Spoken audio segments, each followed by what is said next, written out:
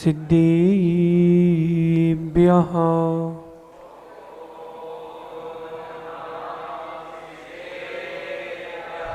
कारणमोकारम्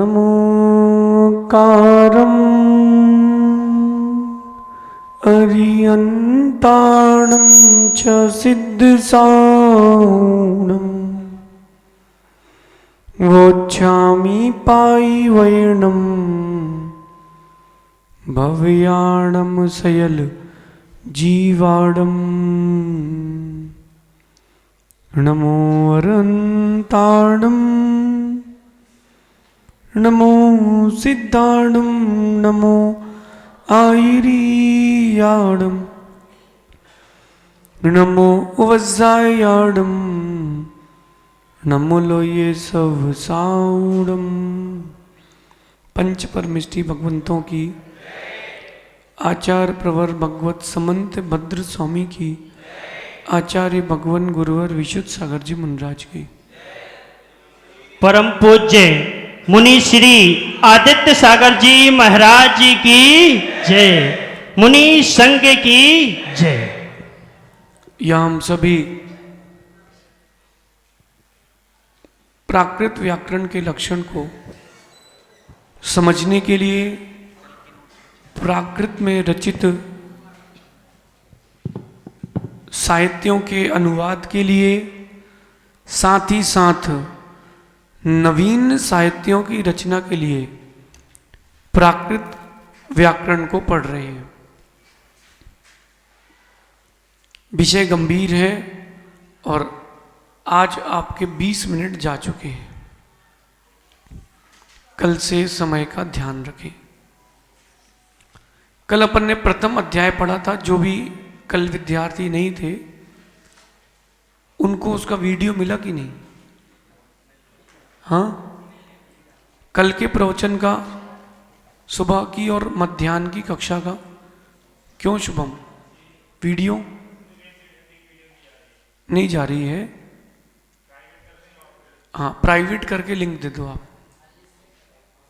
ठीक है। आज दोपहर में आपको उसकी लिस्ट मिल जाएगी। और कृपया परस्पर में बातें ना करें। प्रथम अध्याय अपन ने पढ़ा था।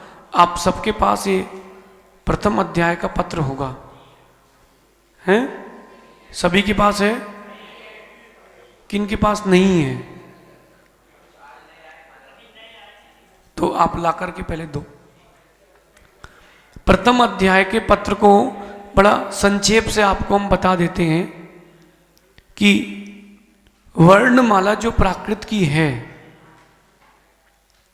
क्योंकि बिना पहले अध्याय के आप अगले अध्याय में नहीं जा पाएंगे। पहला अध्याय आवश्यक है, उसको आज संक्षेप से अपन यहां देखते हैं कि स्वर होते हैं प्राकृत में 8। अ आ ई ई उ ऊ ए और ओ। ऋ रि लिर लिरी ऐ और औ, ये 6 स्वर प्राकृत में नहीं होते हैं। व्यंजनों की बात आती है तो श और श, ये 2 व्यंजन नहीं होते हैं। कृपया बातें न करें। श और श ये 2 व्यंजन नहीं होते हैं। दंती यानी सड़क वाला सा होता है। टोटल 31 व्यंजन होंगे। और योग वाह यानी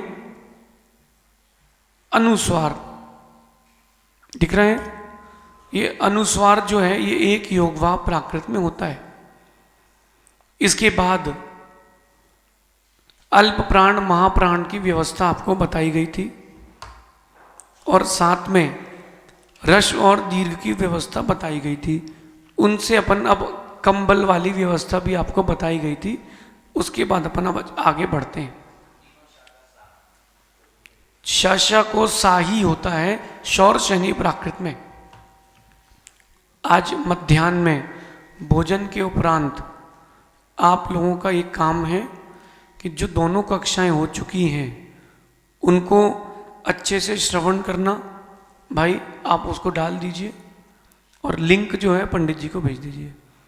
और पंडित जी ग्रुप में वो लिंक भेज करके यहाँ चाहो यहीं पर, और यहाँ बैठ कर के वो दोनों क्लासों को अच्छे से समझना, अच्छे से, मध्याह्न वाली दोपहर की और मध्याह्न की, और दोपहर में 1:30 से 2:30 मुनिश्री आपके लिए उसका एक बार रिवीजन करवाएंगे, अभ्यास करवाएंगे।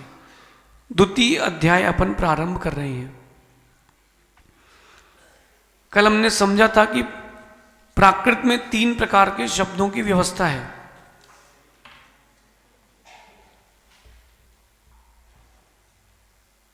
प्राकृत में 3 प्रकार के शब्दों की व्यवस्था है।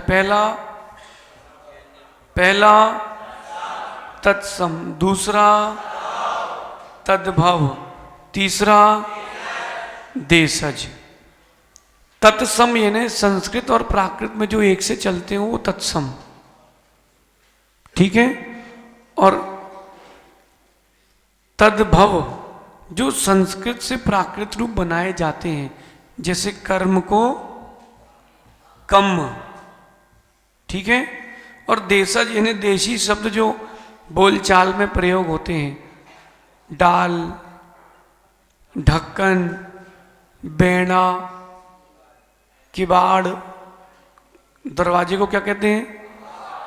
अपन कपाट कहते हैं, कहीं कहीं किवाड़ भी मिलता है, और कहीं कहीं कपाट को अलमारी भी कहते हैं, है ना। तो भिन्न भिन्न जो देशी शब्द हैं वो भी प्राकृत में उपयोग कर लेते हैं। जैसे आप लोग एक दूसरे से घर में पूछ लेते हो, काय जीम लो, जीम ना क्रिया है, जीम ना यानी ग्रहण करना, भोजन ग्रहण करने क्रिया को जीम ना कहते हैं, ये प्राकृत है। राजस्थान में कहते हैं जेवण करा। चलिए, तो ये देशी शब्दों का प्रयोग भी प्राकृत भाषा में उपलब्ध है। अपन पढ़ेंगे तद्भव। कॉपी आपके पास होगी, नोट्स अपने बनाते रहना। तद्भव के 3 अपन ने भेद किए हैं। स्वर परिवर्तन, देखिए आपके पास ये द्वितीय पत्र तो होगा, द्वितीय पत्र भी नहीं आया।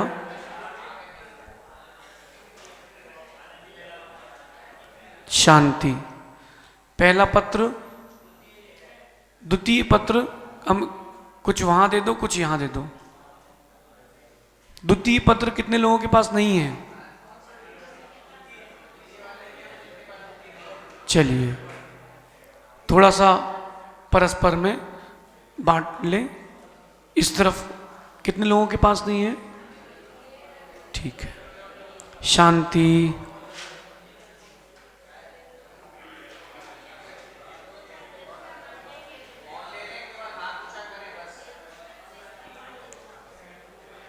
चलिए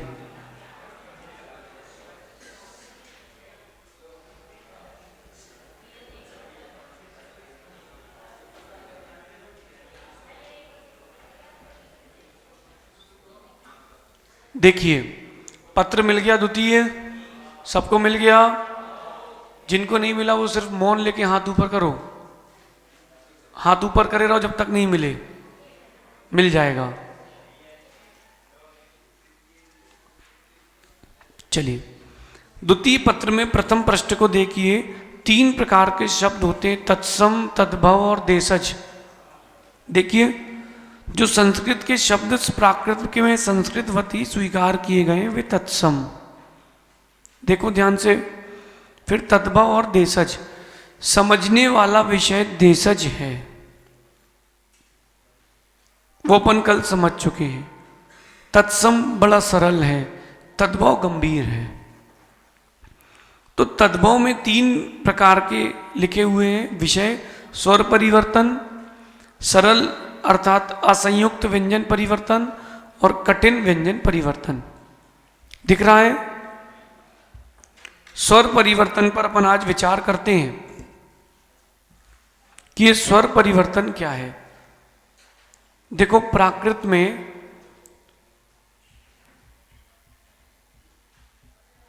रिर और रिरी ये 2 व्यंजन नहीं हैं। लिर और लिरी ये व्यंजन भी नहीं है, और आई भी नहीं है, और औ भी नहीं है। तो इनके लिए यहां दिया हुआ है, देखिए रिर और रिरी को आ ई उ री और ए हो जाता है। क्या हो जाता है? अब कहां कहां करना है? तो नीचे लिखा हुआ है आ ई उ सर्वत्र। जहां भी ये री री री री री आएगा वहां पर आपको आ ई उ सर्वत्र करना है। और देखिए एक चीज और लिखी है, रा में छोटी ई की मात्रा री, ये तभी करना जब स्वतंत्र स्वर हो, और ए जो है केवल 2 या 3 शब्दों के लिए ही प्रयोग करते हैं, बाकी ए का प्रयोग कहीं नहीं देखा जाता अधिक। चलिए अब अपन इसको लगाना सीखते हैं। एक शब्द आपको देते हैं हम,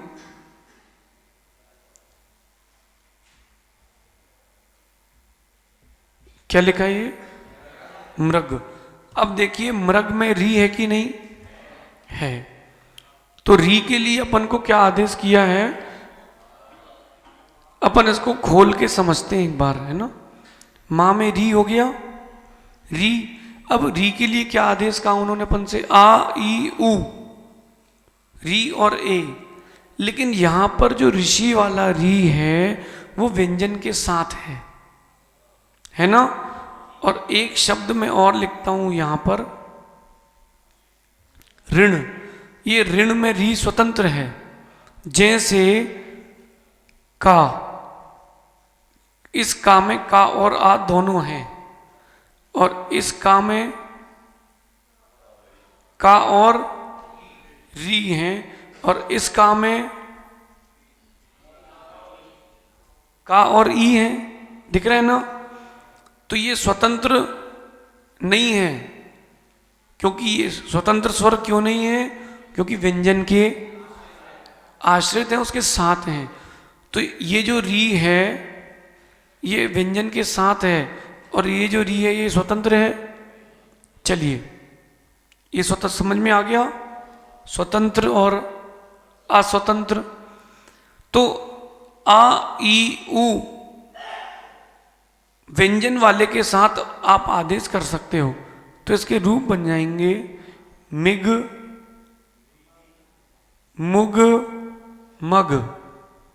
आ ई उ मग मिग मुग 3 रूप बन गए, क्योंकि अपन ने इस री को आ ई और उ आदेश कर दिया। आया नहीं आया? एक 2-3 और शब्द करेंगे तो समझ में आएगा। एक शब्द आप लिख लीजिए, और तृण। तृण तृण, तो ता में क्या लगा है? तो क्या हो जाएगा? पहले तण, तिण, तुण। अच्छा ईमानदारी से बताओ, अच्छा कौन सा लग रहा है? तिण। किसी को तण अच्छा लगेगा, किसी को तुण, किसी को तिण। ये जिसकी जैसी प्रज्ञा होगी वो वैसा उपयोग कर लेगा। अब देखो आप, महाराष्ट्र से कोई आया क्या? तो जो मराठी होते हैं वो मृग नहीं बोलते, वो कहते हैं मृग। क्या बोलते हैं? वो कैसे बोलते हैं? ऊ, मृग। वो री को ऊ उच्चारण स्पर्श करते तो वो मृग कहते हैं, मृग, है ना। पृथ्वी, वो पा में ऊ बोलते, पृथ्वी। तो ये इस प्रकार से इसको आ ई उ आदेश होता है। अभी आपको अभ्यास के लिए हम 25 शब्द देंगे, ठीक है। ये आ गया समझ में? आगे चलें। चलिए अब एक शब्द लेते हैं अपन, ऋण। शब्द क्या है? ऋण। अब इसमें आदेश करेंगे तो आ ई उ सर्वत्र, है ना। आ ई उ सर्वत्र। और तो इसमें कर देते हैं अपन अण, इण, उण, ये तीनों सही हैं, है ना। लेकिन एक रूप और बनेगा, वो क्या बनेगा? ऋण।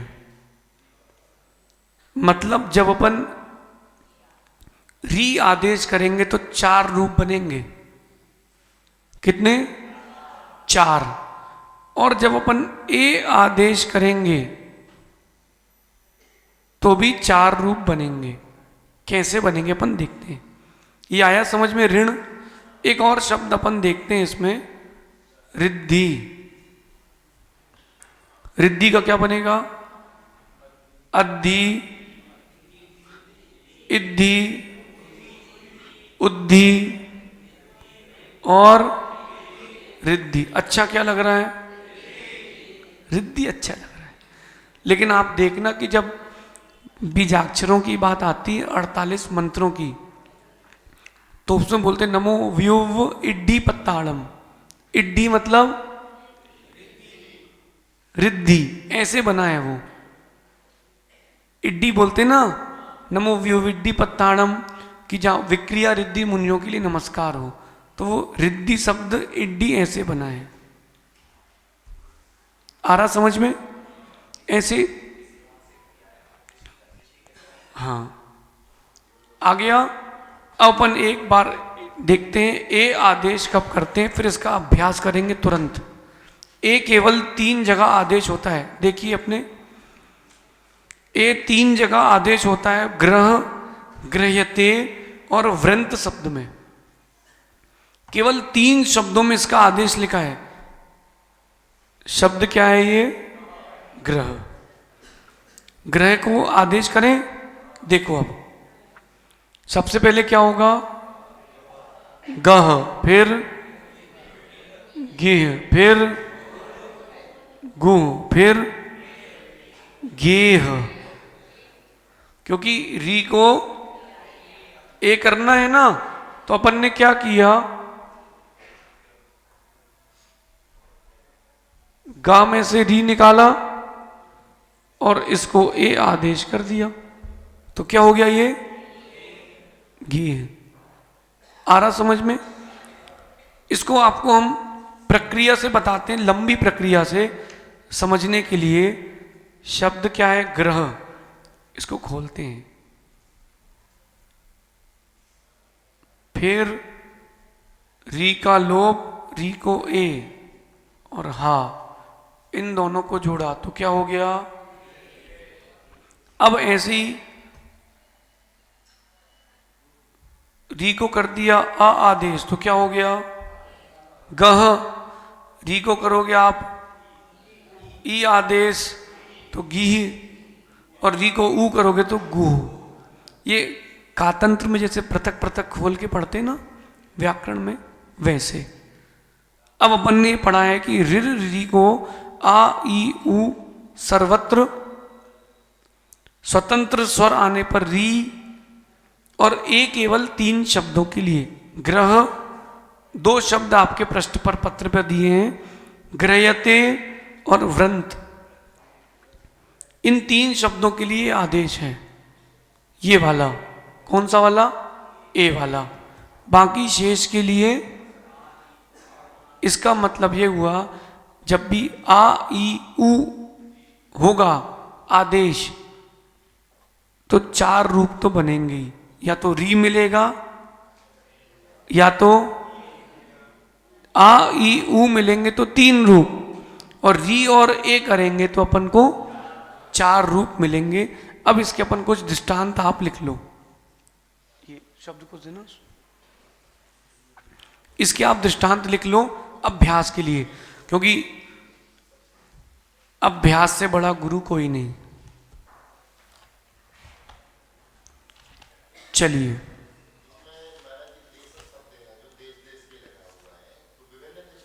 सब चलिए शब्द लिखते जाइए। कृषि, कल अपन ने पढ़ा था श, सा को सा और ना को ड़ा। ये 2 नियम भूलना नहीं है ना। अब शब्द लिखिए कृषि। लिख लिया?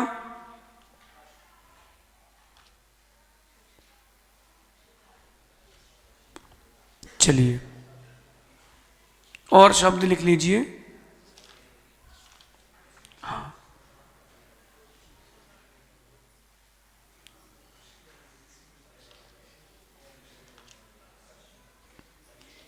हाँ, गृहिणी, गृहिणी, ग्रही, हाँ, सब पूरे रूप बनेंगे आपके, शब्द आएंगे ग्रह संबंधी, सब में यही होगा, धातु वही है क्योंकि मूल। चलिए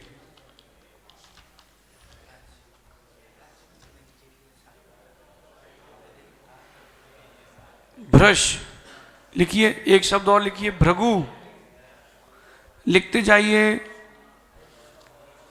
परस्पर में बातें ना करें, सबको पूछने का मौका मिलेगा। शब्द लिखिए, नृ, बस नृ यानी मनुष्य।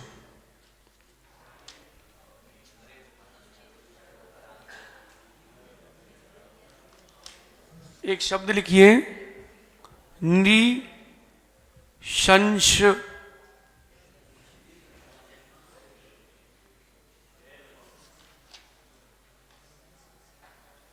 एक शब्द लिखिए, नृग। ये जो नृग शब्द है, ये तिवारी जी को पता होगा। इसमें लिखा है कि जो एक ब्राह्मण के शापवश छिपकली बना, हिंदू दर्शन की कथा आती है, कोई पात्र होगा, किसी व्यक्ति का नाम है नृग।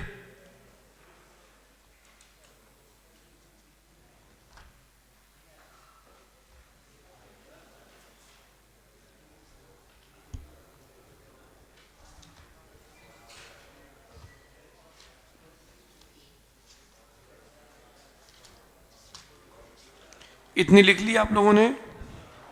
हाँ, ये बढ़िया शब्द है। हाँ, 7 हो गए ना?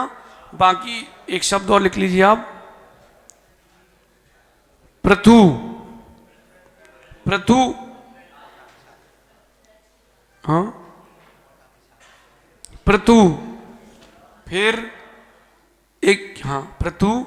फिर एक और शब्द लिखिए आप इसमें,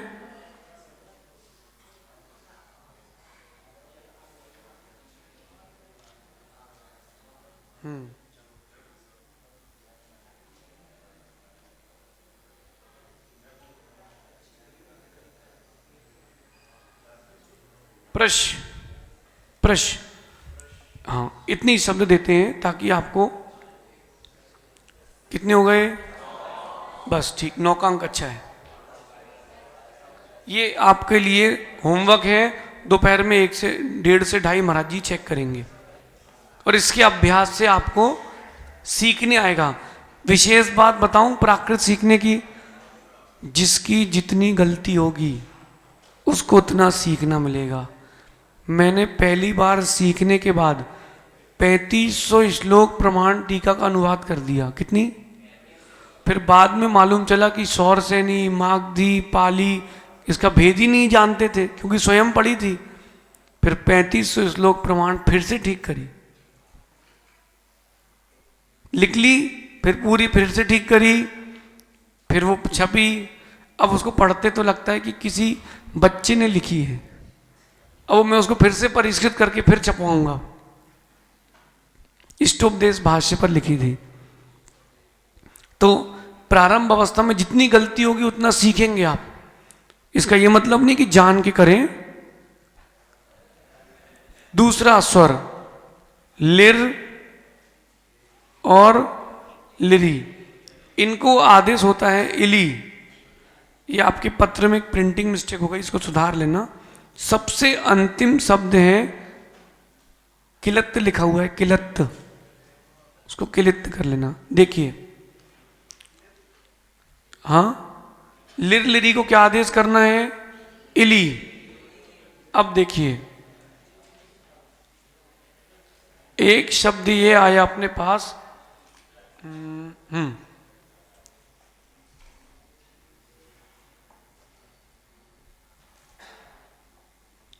क्योंकि लिर लिरी जो है ये इनके शब्द बहुत कम मिलते हैं। ये शब्द आए अपने पास कृलिन्न, ठीक है, इसको अपन खोलते हैं, का, लिरी और ना और ना। तो नाना को क्या आदेश करेंगे अपन लोग हैं, णा और णा। का को तो का रहने देंगे, कुछ बोले ही नहीं है अभी। और लिरी को इली, इली कर दो आदेश। तो क्या हो गया ये किलिन्न, किलिन्न, ठीक है।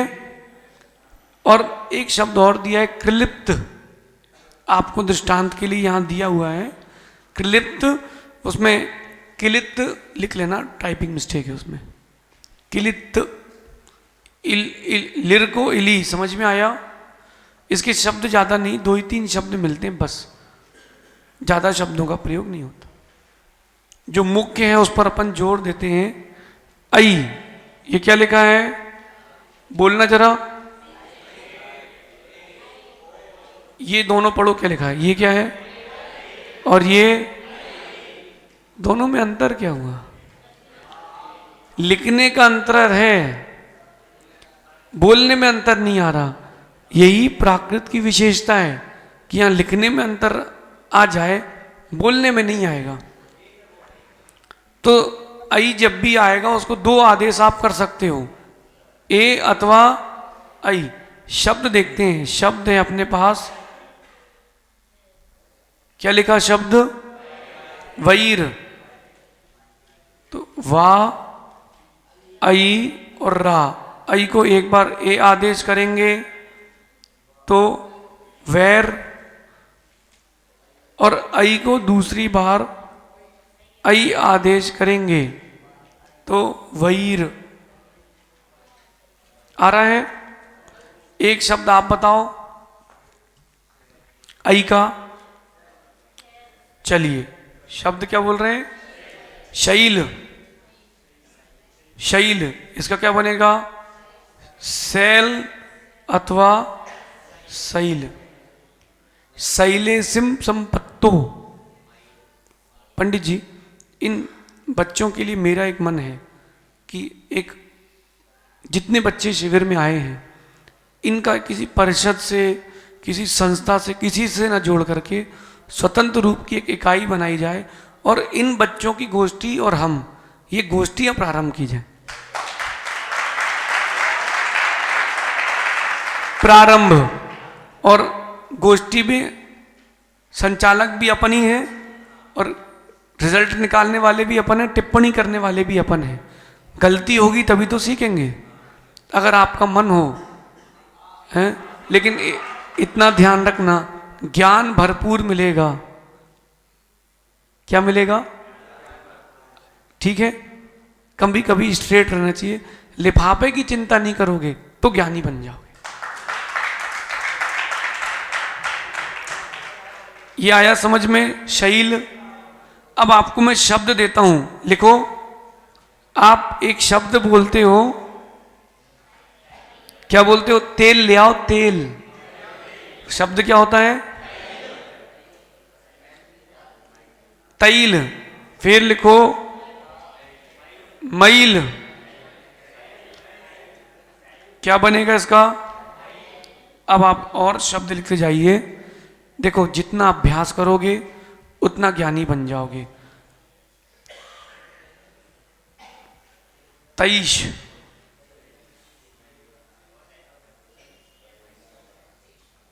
एक शब्द लिखो, तैलीनी।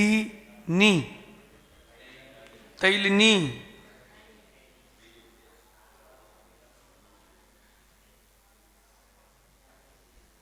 चलिए और आगे आपको शब्द देते हैं। हाँ, कैलाश लिखो, कैलाश। लिख लिया कैलाश। एक शब्द लिखिए, नई मेय। नई मेय, नई मेय ये नहीं होता कि अदला बदली। विनिमय कहते हैं, निमय, निमय, अदला बदली करना।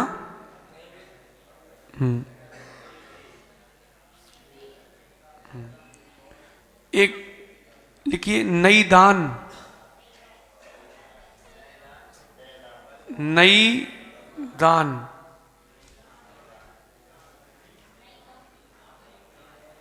हाँ, लिखिए नई गम। हाँ, नई मिश, ना को ना कर देंगे। लिखिए जैन। आप लोग क्या हैं, नाम वाले कि काम वाले? नाम वाले तो क्या काम काम वाले। चलिए एक शब्द लिखिए पैठर, पैठर। एक और शब्द लिखिए पैसाच। एक शब्द लिखिए पैलव। दिख रहा है आप लोगों को? कोई दिक्कत तो नहीं हो रही? हो रही हो तो चश्मा। एक शब्द लिखिए पैत।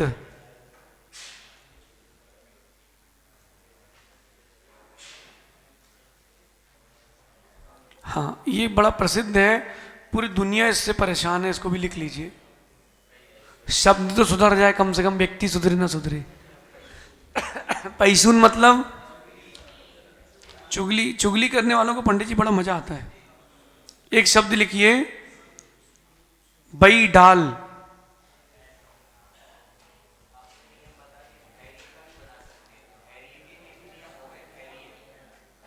धैर्य के लिए अभी थोड़ा धैर्य रखना पड़ेगा, संयुक्त आ गया है। लिख लिया? अब और लिखिए शब्द बैदल। बैदल कितने हो गए हैं? अरे पर्याप्त हैं। चलो बैल का और लिख लो। लोग कहते भैया वो बैल घूम रहा, बैल। अरे बैल नहीं, बैल घूम रहा है ना। वैराग बताएंगे, संयुक्त अक्षर में आएगा वो, ठीक है। इतने का अभ्यास करना। अच्छा, जैन का क्या बनेगा? अपन जैन को देखते हैं ना, जैन। देखो नियम नहीं भूलना, ना को ना, शशा को सा, नियम से। ना को ना, शशा को सा, नियम से। आपको वही सरल शब्द दे रहा हूं जिसमें अन्य परिवर्तन नहीं है। हो गया? चलिए अंतिम स्वर परिवर्तन, अंतिम स्वर का परिवर्तन। औ, औ को क्या करेंगे?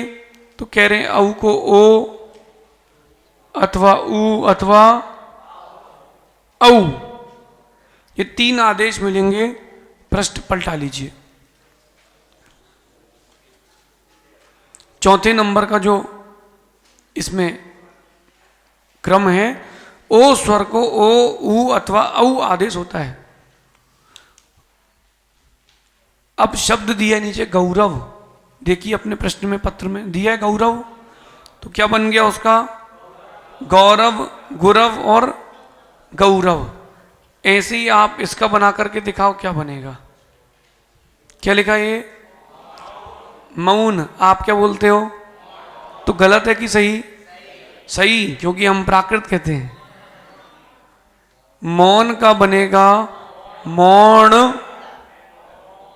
मुण और मौन। आप मौन हो। देखो आप, ये रीवा साइड का कोई है क्या? रीवा, ये सतना रीवा साइड चलती है भाषा है भाई। हमको नहीं ना जानते हो। कौन हो तुम? कौन हो? हैं? हम बोले रहे ना तुमको। हाँ, ये वो लोग औ का उच्चारण तेज करते हैं, कौन। और आचार्य विद्यासागर महाराज जी तो कितना बढ़िया करते हैं। आप लोग तो पूरी हिंदी बिगाड़ चुके हो। वो क्या कहते हैं? आत्मा आपकी कैसी है? कैसी है? कैसी है जानते क्या? तो देखो एक एक शब्द का उच्चारण उनका कैसा है। कैसी है नहीं है, क्योंकि उन्होंने सीखी है तो उनके उच्चारण सही है और आपको बर्थ से मिली है। जब आप कभी कन्नड़ा सीखोगे, पंडित जी एक आध दिन कन्नड़ का भी लगा देंगे, जब कन्नड़ा सीखोगे आप लोग, तो फिर आप कन्नड़ी लोगों से अच्छी कन्नड़ लिखोगे, और कन्नड़ी हिंदी सीखेगा तो आपसे अच्छी लिखेगा। क्यों? क्योंकि वो सीख रहा है ना। प्रौढ़ अवस्था में आप सब प्रौढ़ हो, जल्दी पकड़ लोगे। आगे समझ में अभी तक का कोई दिक्कत तो नहीं हो रही? अब इसके लिए शब्द लिख लीजिए। इसके लिए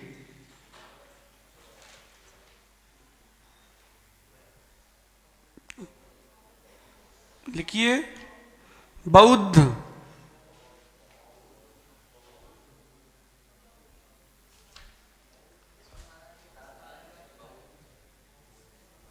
दो प्रकार से मिलता है, एक ये भी मिलता है और एक ये भी मिलता है। दोनों के अर्थों में अंतर होता है। जो बौद्ध होता है, बौद्ध जो अभी लिखा हुआ है स्लेट पर, इसका मतलब होता है बुद्धि। और जो बौद्ध हमने पहले लिखा था, इसका अर्थ होता है बुद्ध का पुत्र बौद्ध। एक शब्द लिखिए बौधायन।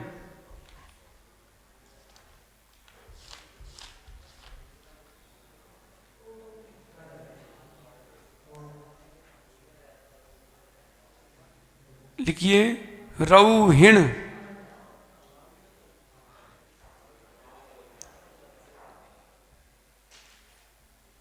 रौहिष। एक एक शब्द देते जाएंगे तो आपके अभ्यास गंभीर होते जाएंगे उसमें।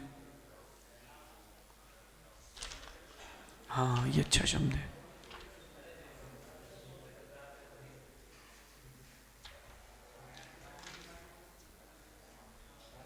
पौली।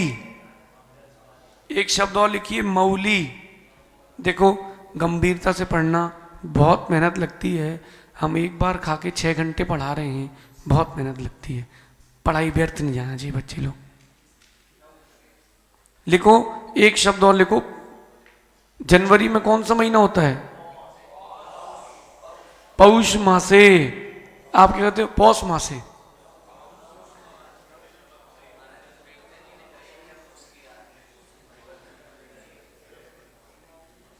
पूस का महीना लग रहा है भैया? पूस का कैसे बोलते हैं? पूस। ये प्राकृत है, गलत नहीं है। कोई बोले गलत बोलते हो, बोलना हम लोग सही बोलते हैं, वो प्राकृत बोलते हैं। चलिए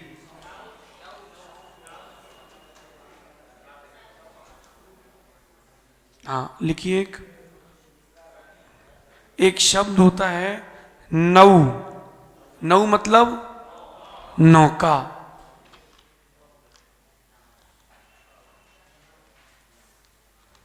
अब दोपहर में महाराज जी अभ्यास कराएंगे ना, तो 100 शब्द ढूंढ के लाएंगे आपके लिए। जहां से वो लाएंगे फिर वो पढ़ाएंगे। क्यों भैया जी कह रहे हैं वो?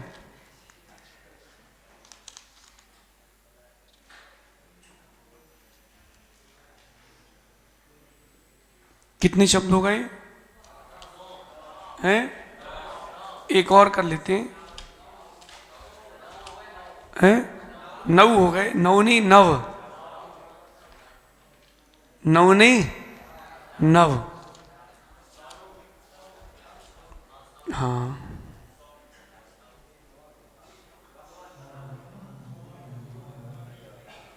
क्या लिखा है? शौर सैनी। ठीक है, ये आपका स्वर परिवर्तन आज यहां पर पूर्ण हुआ।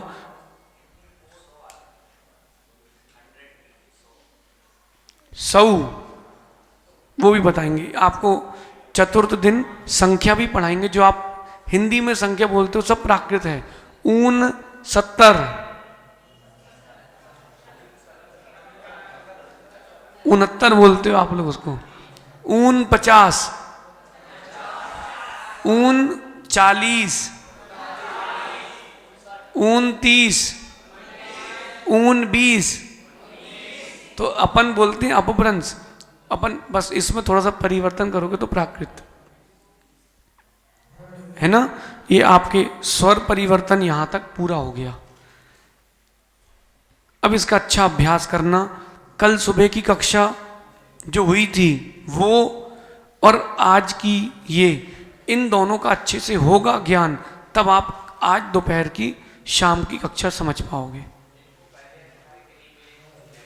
पहले अध्याय का जिनको नहीं मिला है वो अभी ले लेंगे, और मध्याह्न में अपरमित सागर जी पहला अध्याय अच्छे से रिपीट करके, और बहुत सारा काम है दोपहर में। इधर देखो सब लोग, मध्याह्न का काम आपको बता देता हूं मैं। आपको डॉट 1:30 बजे यहां आना है, जिनको कोचिंग भी मिल जाएगी और यहाँ स्कूल भी मिल जाएगी, क्योंकि जो आपको अभ्यास कराने वाले हैं, कल मैंने बोला था, वो भी 10 ग्रंथ प्राकृत में लिख चुके हैं। तो आपके लिए टॉप क्वालिटी की फैकल्टी उपलब्ध कराई गई है। कौन सी? हाँ, भोजन के बाद जो कल की कक्षा थी वो यहाँ प्रोजेक्टर पर चलेगी पूरी, तो आप कक्षा अटेंड कर लो। जो कि आप लोग लेट आए हो, ट्रेन, गाड़ी, कार, अंकित भैया बैठो। कल की गलती ये मत बोलना कि महाराज जी वो तो ट्रेन नहीं थी, बस नहीं थी, कार नहीं थी, और यहाँ तक हॉस्पिटल तक आना होता तो आते कि नहीं, सब आ जाते। बेटा सुनो, जो छूट गया है आज उसमें मेहनत कर लेना। जितने लोग हैं, जो जितनी मेहनत करेगा उसको उतना फल मिलेगा। ऐसा कहते हैं, खोदनते पानी घोकनते विद्या। क्या? खोदनते पानी और घोकनते विद्या। घोटोगे जितना उतना विद्या रंग लाएगी। तंबाकू खाई किसी ने? ईमानदारी से बताना। नहीं खाई?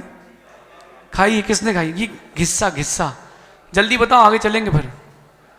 क्यों अशोक पंडित जी, घिस्सा खाया कभी? घिस्सा, जब वो जो घिस्सा खाते हैं ना जो लोग, वो खूब घिसते हैं। बताओ क्यों? जितना घिसते हैं उतना तेज होता है कि नहीं? जैसे ठंडाई बनती है, जितना सलबट्टे में पीसो उतनी स्वादिष्ट बनती है। इधर देखो सब लोग। ओ भाई बातें नहीं करो। तीसरी लाइन, तीसरे नंबर। जितना घिसते हैं उतना, तो जितना आप अभ्यास करोगे, घिसोगे, उतने ज्ञानी बनोगे। आपकी पंक्ति में ऐसे लोग भी बैठे हैं जिनसे अभी हम भविष्य में पढ़ाई करेंगे, लेकिन वो सिद्धांत के ज्ञाता हैं, भाषा के ज्ञान के लिए आए। ज्ञान के लिए उम्र और पद नहीं देखा जाता, ज्ञान के लिए ललक देखी जाती है। विकास भैया, और कहते हैं वादे वादे जायते तत्व बोधा। परस्पर में वाद वाद वाद वाद में ही तत्व का बोध होता है। एएन उपाध्याय जैसे विद्वान, वो तो प्रस्तावना पढ़ते और शास्त्री पढ़ते पढ़ते बन गए। ठीक है, अब इसके आगे आपको मध्याह्न में पंडित जी टाइम बता देंगे आपको। अभी 12 बजे यहाँ पर आपके रिपीट, जो कल कक्षा हुई थी, कल जो दोपहर की 2 कक्षाएं थी वो रिपीट कर देना। बाकी 3 कक्षाएं प्राइवेट करके आप डाल देना, ताकि लोग देख लें। तुम्हारी भी मेहनत है, इनकी भी मेहनत है, और मेहनत सफल हो गई, फिर ज्ञान की वर्षा होगी भगवान महावीर स्वामी की। अभी जा